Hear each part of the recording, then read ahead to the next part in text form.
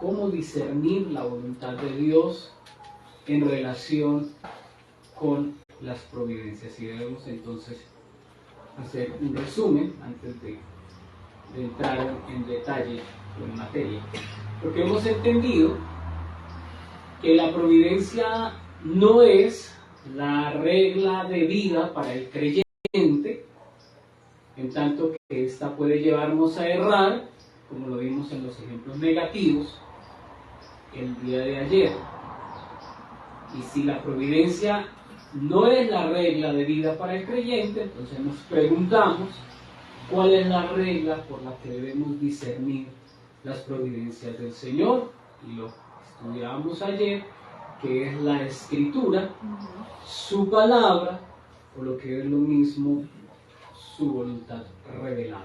Porque hemos visto que Dios comunica su existencia, sus decretos, su voluntad, sus mandamientos a través de la Escritura, a través de su palabra, que es la voluntad específica del Señor.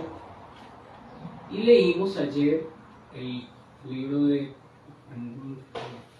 una porción en el primer libro de Samuel, el capítulo 24, los versos 1 al 6, en los que los amigos de David vieron en la providencia la victoria del perseguido sobre el perseguidor.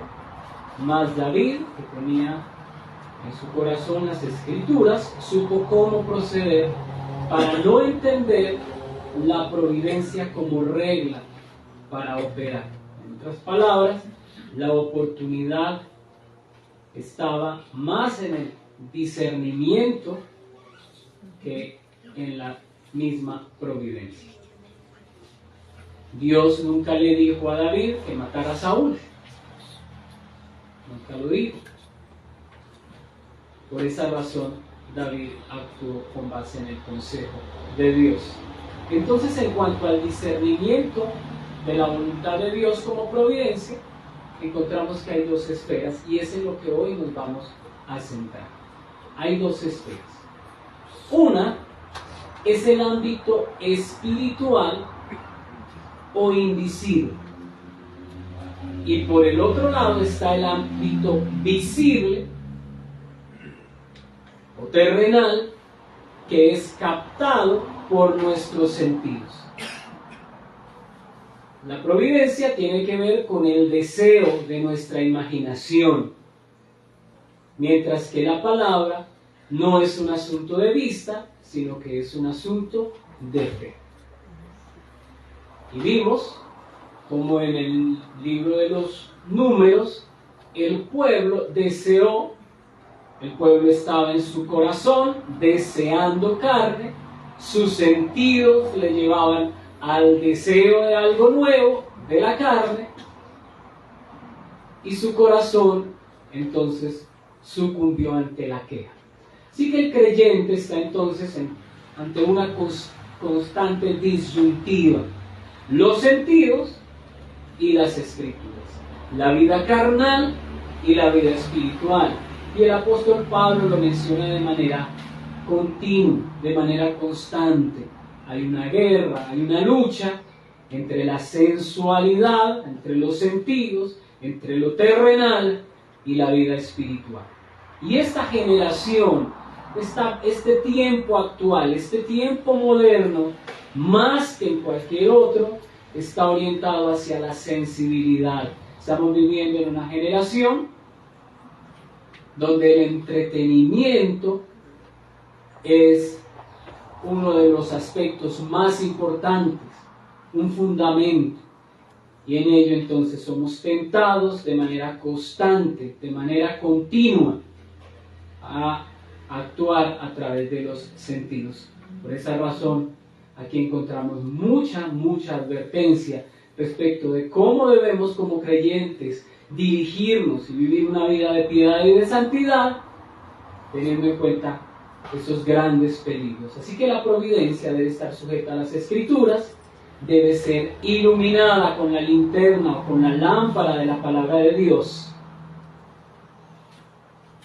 de donde aprendemos entonces, o aprendimos, que la palabra final para juzgar la providencia no es cómo nos sintamos, sino cómo tomamos el consejo del Señor en las Escrituras. Así que vamos a estudiar en 2 puntos este tema de cómo juzgar las providencias, o cómo debe el creyente juzgar las providencias.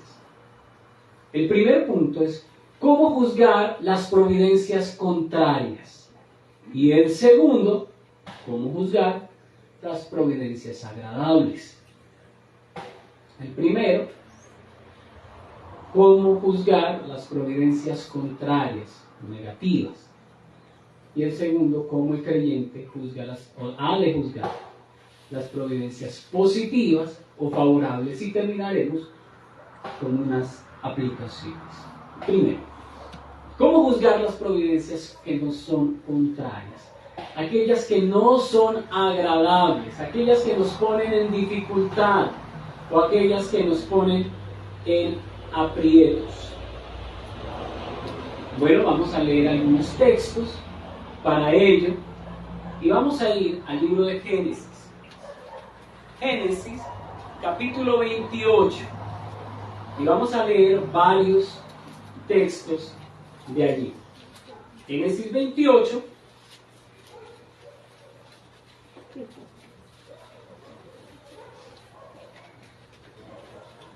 Y vamos a ir leyendo algunos textos del capítulo 28, del capítulo 32 y del capítulo 33.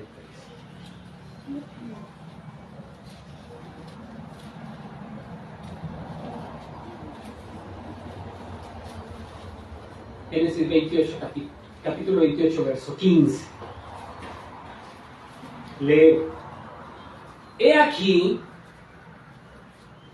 yo estoy contigo y te guardaré por donde quiera que fueres y volveré a traerte a esta tierra, porque no te dejaré hasta que haya hecho lo que te he dicho.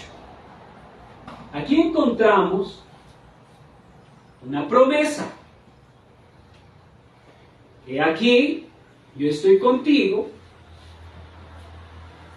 y te guardaré por donde quiera que fueses y volveré a traerte a esta tierra, porque no te dejaré hasta que haya hecho lo que te he dicho. En la primera parte de la enseñanza vimos que la providencia de Dios son esos actos o ese ejercicio continuado en el que Dios ordena todos los hechos al cumplimiento de un propósito final, su gloria. De modo que encontramos en la providencia de Dios un plan y una ejecución. Esta promesa hace parte del plan de Dios. Y vimos un ejemplo imperfecto que nos servía para ilustrar esto. Cuando una ama de casa va a preparar la cena, planea el menú y una serie de acciones. El Señor, a través de sus promesas, pone en perspectiva el futuro, hacia dónde va a ir y hacia dónde encaminará todos los hechos para el cumplimiento de su propósito. Y lo hace a través de promesas. Y esta es una promesa dada a Jacob con respecto a su pueblo. Verso capítulo 32.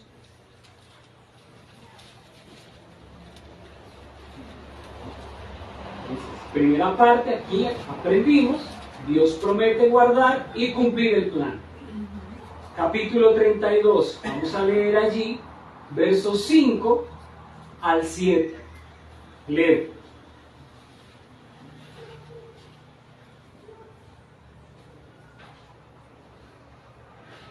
Y tengo vacas,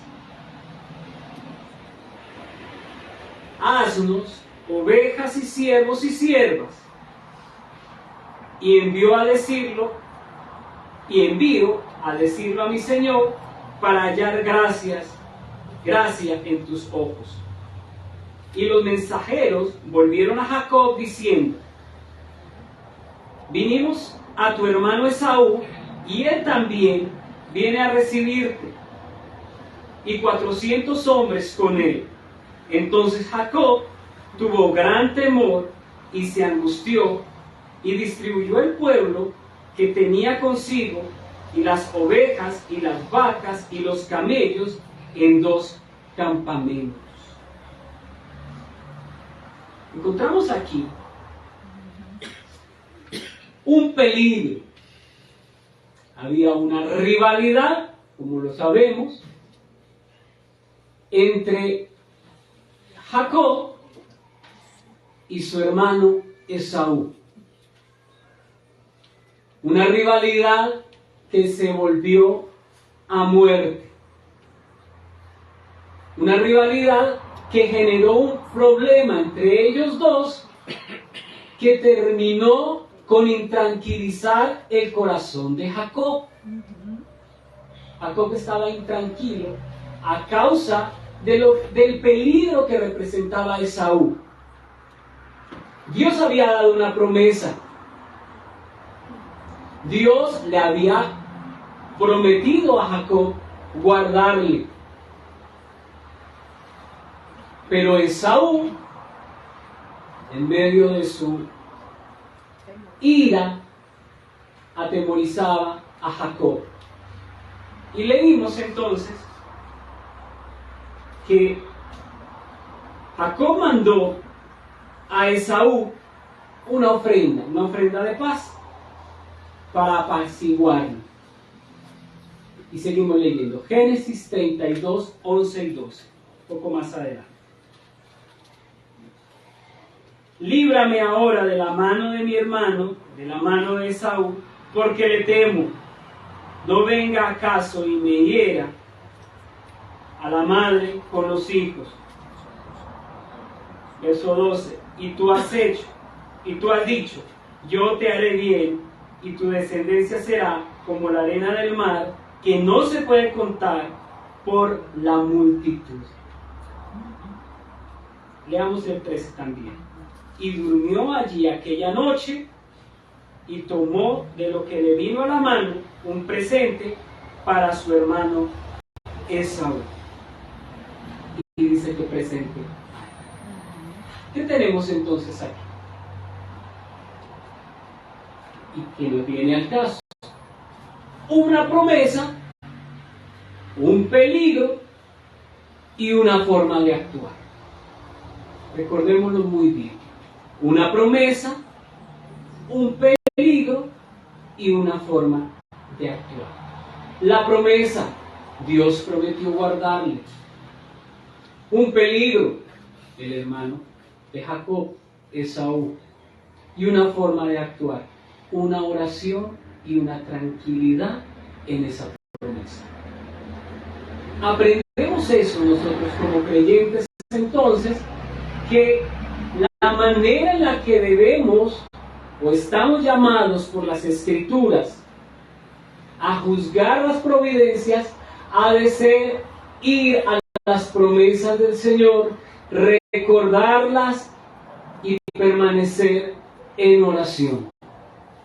Es la manera en la que aprendemos que debemos actuar frente a las providencias que nos son contrarias. Dios ha prometido guardarnos. Dios ha prometido conservar nuestra fe. Dios ha prometido bendecirnos. Ha prometido mantenernos mientras llegamos al destino final de nuestro peregrinar. Y en esa promesa hemos de estar tranquilos, recordarla permanentemente en medio de esas dificultades o de esas providencias que nos son contrarias. Y miremos ahora el resultado. Verso 28 del capítulo 32, verso 28.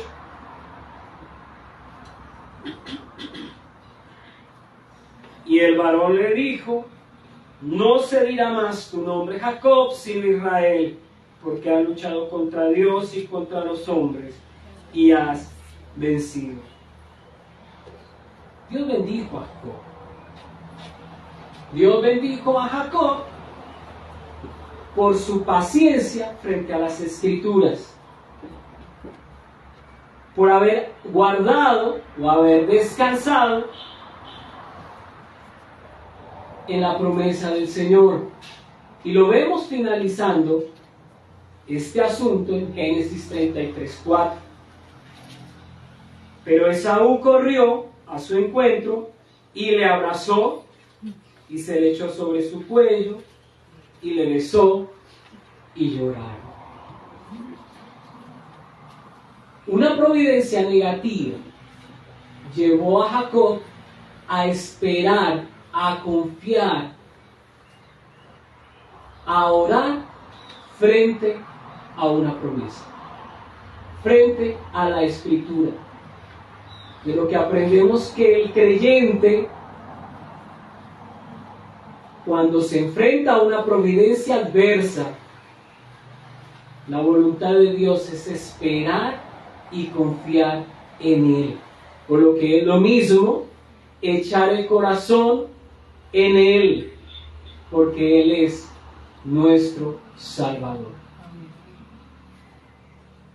Y aquí nos lleva la Escritura a considerar el oficio de Cristo. El oficio de Cristo es salvar. No podemos considerar el oficio de Cristo si no es a través de las situaciones en las que requerimos un divino Salvador. Las providencias adversas entonces nos muestran a Cristo como Salvador. Las providencias adversas tienen ese fin, mostrarnos la salvación de Cristo. Y vamos a estudiar un segundo aspecto, porque hay una situación o un aspecto en el que definitivamente necesitamos a Cristo como Salvador, y es nuestro pecado. Miremos Génesis 42, verso 1. Ya introdujimos antes sobre este pasaje. Génesis 42, capítulo 42, versículo 21.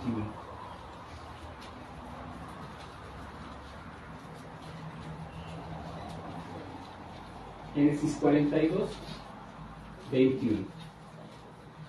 Y decían el uno al otro: verdaderamente hemos pecado contra nuestro hermano, pues vimos la angustia de su alma cuando nos rogaba y no le escuchamos. Por eso ha venido sobre nosotros esta angustia.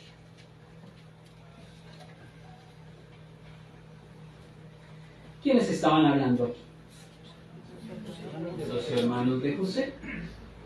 Los hermanos de José estaban hablando acerca de una angustia, acerca de una providencia negativa, adversa. ¿Cuál es esa providencia adversa? Una necesidad de pan, una hambruna. El Señor permitió o envió una hambruna al territorio en donde estaba Jacob y los hermanos de José. Una providencia negativa, una providencia adversa. Esa providencia llevó a que los hermanos de José pensaran o reflexionaran acerca de su proceder, acerca de la manera en la que habían actuado. Leemos en el verso 21. Y decía el uno al otro: verdaderamente hemos pecado contra nuestro hermano. Porque las providencias negativas en el creyente nos llevan a considerar un pecado. No siempre, pero puede suceder, y lo hemos visto a través de las Escrituras, que las providencias negativas llevan a considerar un pecado. Difícilmente una providencia positiva tiene ese fin o ese propósito, o puede llevarnos a considerar un pecado en nosotros. ¿Cuándo consideró su pecado el hijo pródigo? En el momento en el que se encontró con una adversidad. Hubo hambre. Hubo una dificultad frente a él. Y entonces dice la Escritura, pensó dentro de sí, se dio cuenta, consideró, volvió en sí. Porque la providencia positiva nos saca de un razonamiento en el que el pecado necesariamente es señalado. Pero la providencia negativa nos hace más sensible a considerar un pecado. Ahora, hermano, no quiero llevarle a dudar de su salvación, de su fe y de su santidad. Pero pudiera ser que una providencia negativa, que el hecho de estar sufriendo una adversidad, pueda llevarnos a considerar un pecado que no necesariamente está frente a nosotros de una manera tan evidente, y que el salmista lo llama un pecado que me es oculto. Los hermanos de José se encontraron ante una providencia negativa y consideraban y hablaban, seguramente esto nos ha venido a causa de nuestro pecado. La comprensión, entonces, de una providencia adversa posiblemente nos puede llevar a considerar el pecado. Ahora, esto no siempre puede suceder así. Vimos en el libro de los Números que el pueblo se quejó contra el Señor y pidió carne, y el Señor le dio carne, y luego de que les dio la carne, les satisfizo su deseo,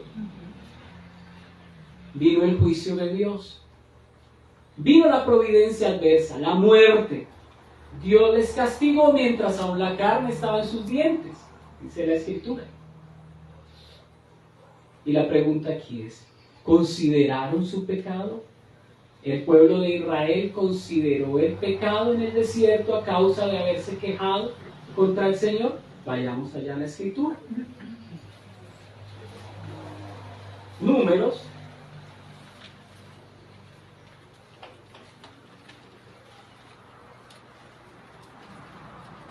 En el capítulo 11, y vamos a leer allí el 33, versículo 33. Aún estaba la carne entre sus dientes.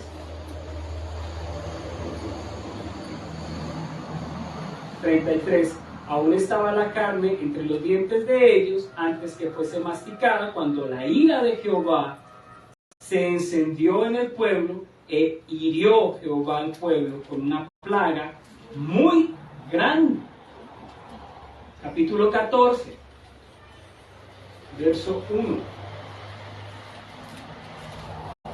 Entonces toda la congregación gritó y dio voces, y el pueblo lloró aquella noche.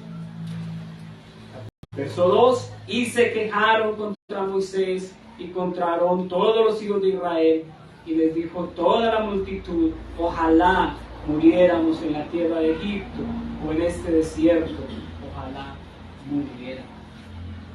De lo que aprendemos que no siempre las providencias negativas tienen la posibilidad de mostrar el pecado. Ahora dependerá de nuestra sensibilidad y de que el Señor quiera poner en nosotros su Espíritu Santo para que una providencia negativa nos lleve a comprender nuestro pecado.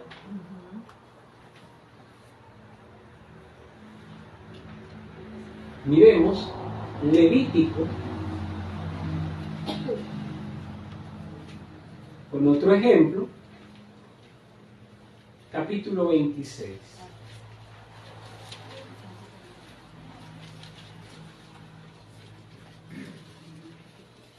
Y vamos allí a considerar algunos versos también. 26.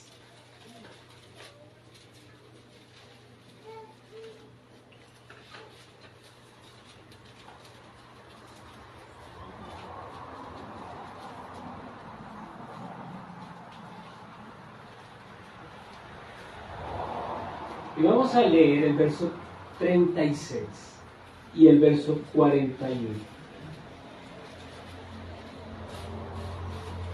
Y a los que queden de vosotros, infundiré en sus corazones tal cobardía en la tierra de sus enemigos, que el sonido de una hoja que se mueva les perseguirá y huirán como ante la espada, y caerán sin que nadie los persiga. Verso 41. Y yo también habré andado en contra de ellos, y los habré hecho entrar en la tierra de sus enemigos, y entonces se humillará su corazón incircunciso, y reconocerán su pecado. El pueblo había desobedecido, y a través de unas providencias negativas, Dios les lleva o les promete reconocer o enseñarles el camino para reconocer el pecado.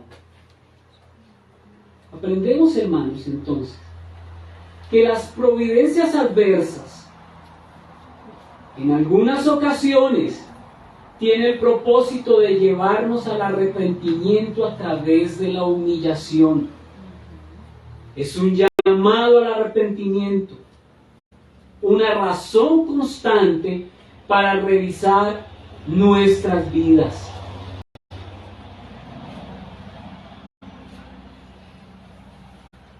Y vamos a considerar un texto más.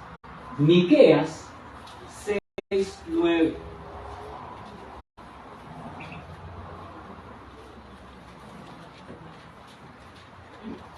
Miqueas capítulo 6, verso 9.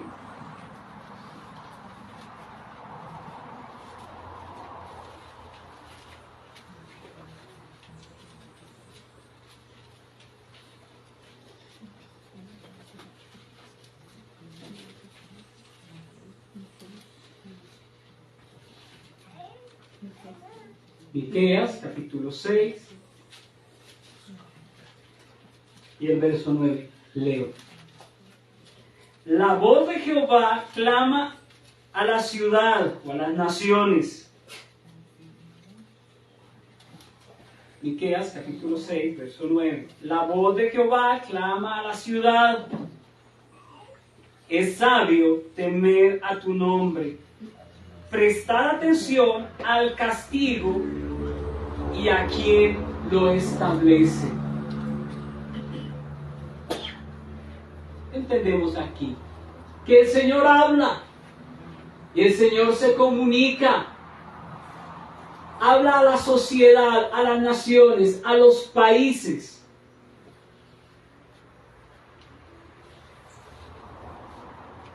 ¿Y por qué habla? Para señalar su pecado. Por eso dice que es sabio prestar atención a su castigo. De lo que entendemos que una providencia negativa pudiera ser el castigo de Dios a causa de nuestra maldad o a causa del pecado. Así que considerar una providencia negativa debe llevarnos en primer lugar en nuestra vida a examinar nuestros posibles pecados, nuestra posible maldad. Hermano o hermana, y amigo, posiblemente estemos andando en una providencia negativa, en una enfermedad, unos negocios que posiblemente no resultaron como se planearon, o una relación matrimonial que no tiene tranquilidad, paz y crecimiento como el Señor lo indica, un hijo rebelde, pudiera estar señalando nuestros pecados. Pudiera estar señalando, así como a los hermanos de José, una oportunidad para el arrepentimiento, para buscar en Cristo nuestro Salvador. Eso hacen las providencias negativas, llevarnos a Cristo. Es lo que hace una adversidad. Somos más sensibles a considerar nuestro proceder. Somos más sensibles a examinar nuestro camino. Debemos dar gracias a Dios por esas adversidades, porque nos pueden estar señalando un pecado en nosotros. Puede estar señalando la oportunidad de un no creyente para acercarse a Cristo, para acercarse al Señor, para acercarse a la redención. Entonces entendemos que esas providencias adversas, y sería la conclusión de este punto, pueden ser un llamado al arrepentimiento.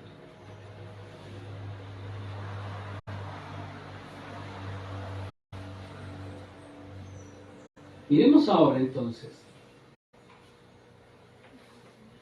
cómo leer o cómo juzgar las providencias agradables. Hagámoslo también a través de unos textos bíblicos. Veamos Ruth, capítulo 1, verso 1. Y aquí hay varios elementos a considerar.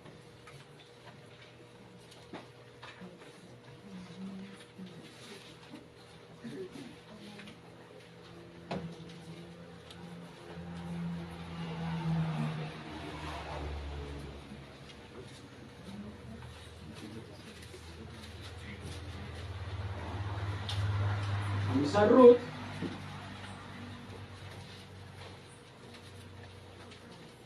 capítulo 1, verso 1.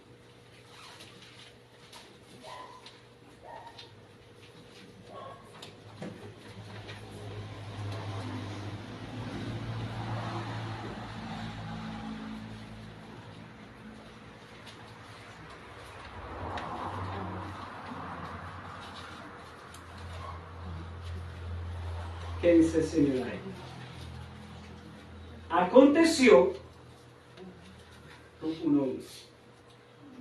en los días en los que gobernaban los jueces, que hubo hambre en la tierra.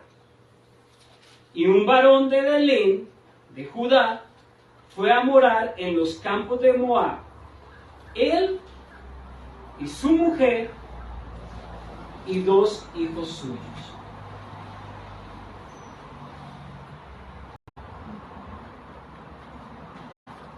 Bueno, encontramos aquí algunas situaciones. En primer lugar,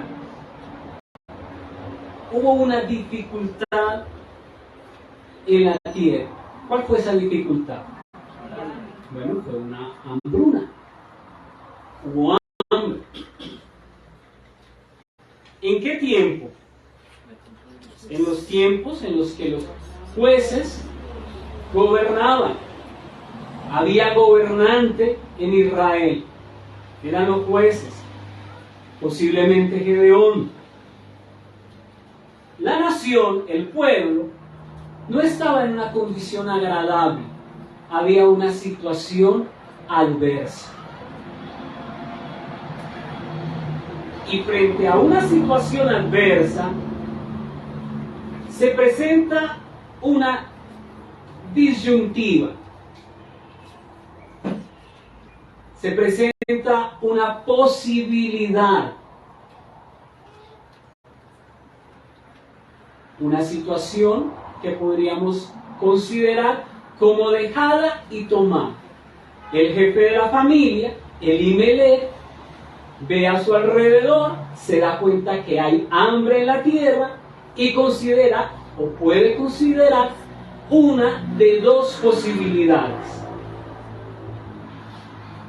Quedarse o irse. La Biblia no dice que consultó al Señor. La Biblia no dice que este hombre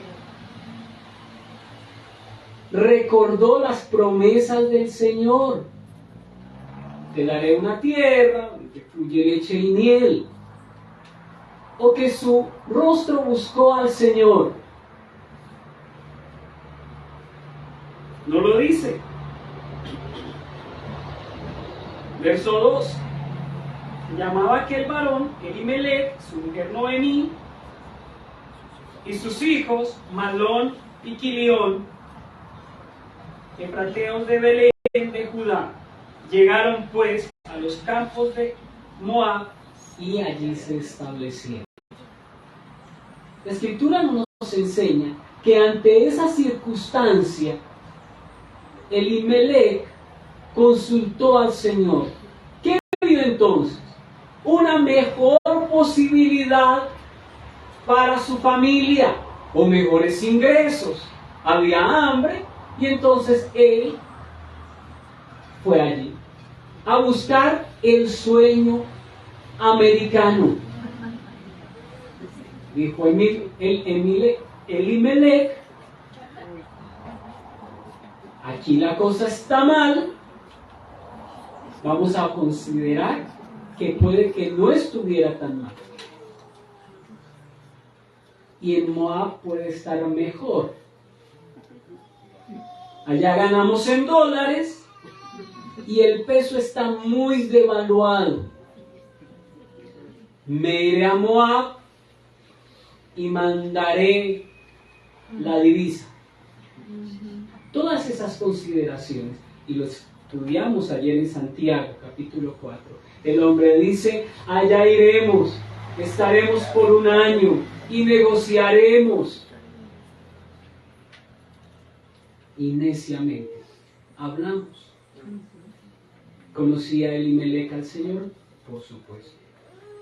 Pero no le buscó en su decisión a una posibilidad o providencia agradable, la razonó con sus sentidos.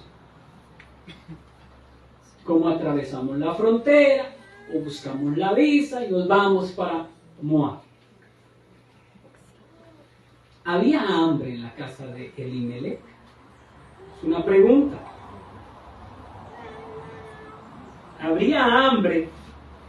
¿Estaría pasando por una situación de necesidad la familia de Elimelech? Veamos el verso 21, la primera parte. Dice Noemí, después de haber regresado al pueblo, yo me fui llena. ¿Quién se fue? Yo. Dice ahí, yo me fui llena. ¿Pero quién me trajo? ¿Quién me devolvió de allá? Jehová me devolvió de allá. Me ha devuelto con las manos vacías. ¿Quién tomó la decisión de irse? Elimelech, con su familia. Una decisión inconsulta. Vieron una mejor oportunidad allí en los campos de Moab. Y se fueron llenos. Se presenta esta situación. Ruth se fue llena, no estaba pasando por hambre, tenía una familia, tenía sus 2 hijos, Noemí, perdón.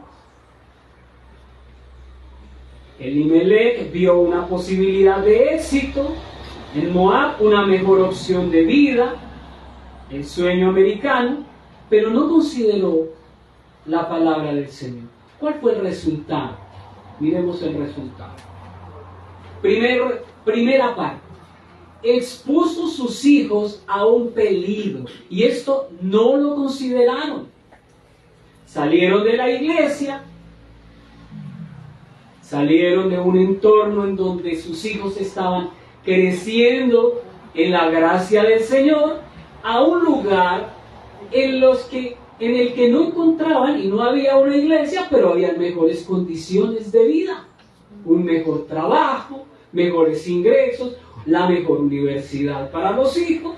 Bueno, pero allí los expusieron a un peligro, y es el siguiente: los niños, cuando están pequeños, quieren estar permanentemente con sus padres. ahí pegaditos a sus padres. Ya cuando son un poco más grandes, quieren estar con sus amigos, pero cuando son adolescentes, empiezan a ser atraídos, o cuando son jóvenes, a buscar pareja. Y eso ocurrió también con los hijos de Noemí y de Elimelech, verso 3 al 5. Y murió Elimelech, marido de Noemí, y quedó ella con sus 2 hijos, verso 4, los cuales tomaron para sí mujeres. ¿Qué mujeres? Moabitas. El nombre de una era Orfa y la otra era Ruth. Y permanecieron allí unos 10 años. Y murieron también Mahlón y Kelial, quedando la mujer desamparada de sus 2 hijos y de su madre. Bueno, duraron 10 años allí y expusieron a sus hijos a hacer yugo desigual. Esta no fue una consideración que haya movido el corazón de Elimelech para tomar la decisión. Expuso a su familia a emparentar con mujeres no creyentes. Posteriormente vino la ruina y vino la muerte. Desgracia vino como producto de una providencia positiva a la que Dios nunca ordenó, porque Dios nunca ordenó a un israelita a irse a otro territorio por falta de pan. Nunca mandó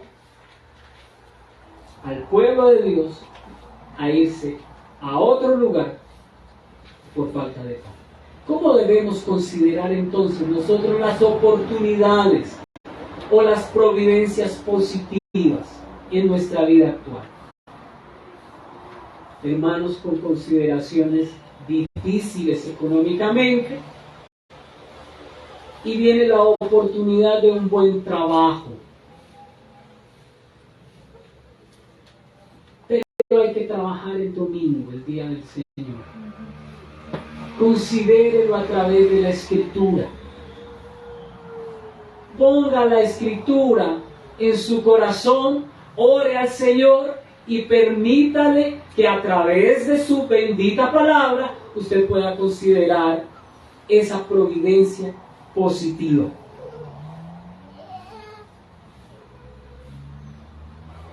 Una hermana o un hermano que está buscando para sí una esposa. Considere las Escrituras que el Señor nos ha enviado a hacer yugo desigual. Pero hermanos, es que en la iglesia no hay. Y está difícil. Esperen el Señor. No sea que le pase como a Noemí, que vea una oportunidad. Bueno, no es creyente, pero simpatiza. Y vamos a buscar en los campos de Moab. Quiere el Señor que no volvamos en unos 10 años diciendo: yo me fui bien, pero aquí me ha traído el Señor. Elimelech entonces, o la familia de Elimelech, experimentó la consecuencia de haber visto en una providencia agradable una posibilidad fuera del razonamiento divino. Y debemos advertir de este peligro.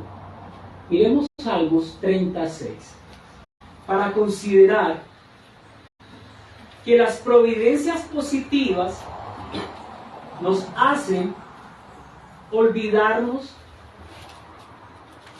de considerar el consejo del Señor. 36 dice: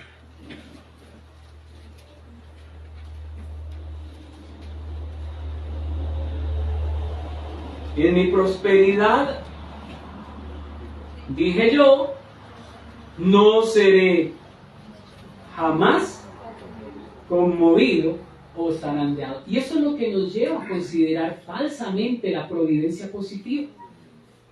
Cuando estamos en providencias positivas, nuestra mente carnal nos lleva a considerar que no seremos conmovidos. Y ayer lo estudiábamos con el caso de Josué. Jericó y el pueblo, ante la toma de Jericó, el pueblo tuvo una victoria. Se sentía en un momento de prosperidad y no consideró al Señor ante su próxima providencia. Porque las providencias positivas o los momentos agradables nos llevan a considerarnos autosuficientes y no a considerar la voluntad del Señor.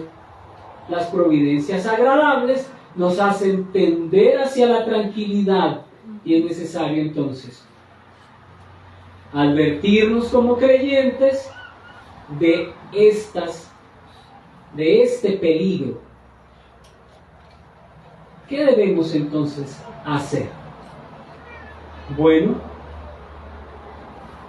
lo primero que debemos hacer es orar frente a una providencia, positiva o negativa. Salmo 5:8. Vamos a ir ahí, porque estamos en el libro de los Salmos, vamos a los Salmos. Salmo 5:8.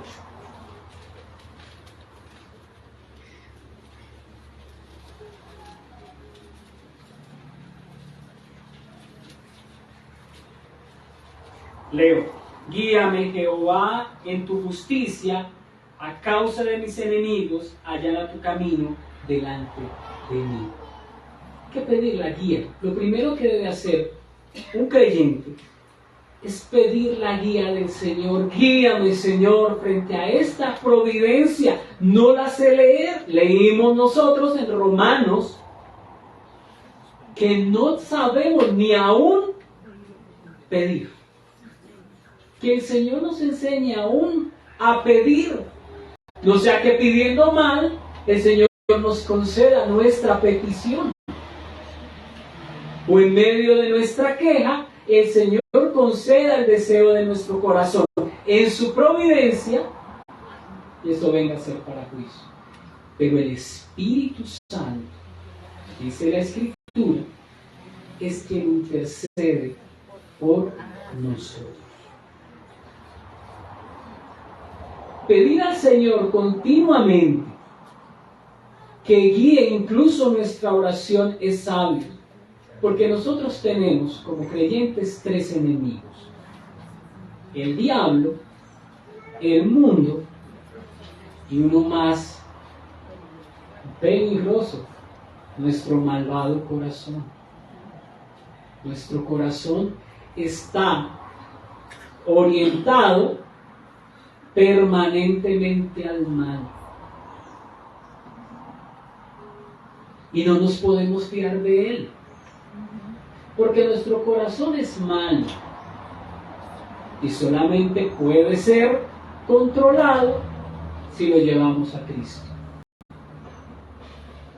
En otras palabras, ante una circunstancia positiva o negativa, debemos procurar siempre tener el agrado de Dios antes que nuestro propio agrado, antes que nuestro propio deseo, antes que nuestro propio razonamiento, tener el agrado del Señor a través de la oración. Y otro texto en Salmos que habíamos leído ayer también, Salmo 119, verso 11.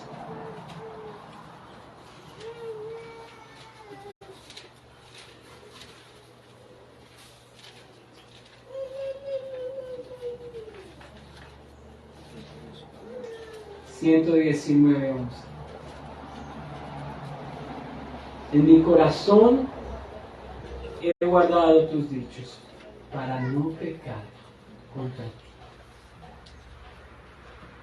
Que nos lleva constantemente a poner la Escritura en nuestro corazón Porque la escritura, el conocimiento de la Biblia, es el que nos librará del error y nos librará del mal.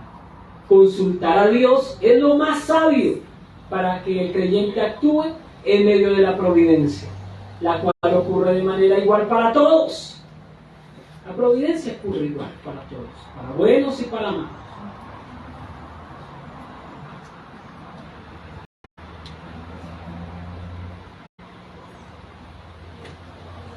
De modo tal, querido hermano, que ha de llevarnos continuamente las providencias de nuestra vida a considerar al Señor, a su consejo en oración.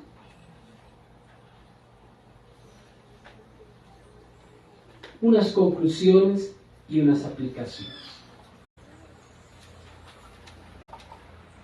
Primera conclusión. La guía para andar en este mundo es la escritura, no la providencia. La providencia nos puede presentar de manera positiva o negativa una situación, mas esa no es la regla para andar en este mundo. La regla para andar en este mundo es la escritura. De modo tal que, como lo aprendimos, discernir nuestra vida de manera continua a través de la Santa Escritura. Examinemos, hermanos, todas las providencias, comparémoslas con la palabra y tendremos un mayor discernimiento. No es rechazar la providencia, es saber leer, orar en humildad, para que el Señor nos dé un mayor conocimiento y podamos actuar de la mejor manera como creyentes. Segunda conclusión, las providencias no nos deben llevar ni a pecar ni a dejar de cumplir nuestros deberes como creyentes. Si una providencia aparentemente agradable o positiva nos lleva a pecar o a apartarnos de nuestros deberes cristianos, no es una providencia positiva. Ahora, con esto no quiero decir que todas las providencias agradables sean negativas, de ninguna manera. El Señor ha prometido darnos gozo, prosperidad. Pero lo que sí quiero decir es que hemos de guardarnos y examinarlas para que ninguna de estas providencias nos lleve a pecar o a alejarnos de nuestros deberes como cristianos.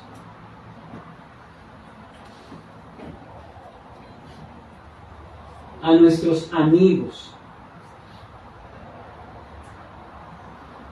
Los amigos, nuestros amigos, los amigos de la iglesia, conocen de buenas y de malas providencias, mayormente de buenas providencias.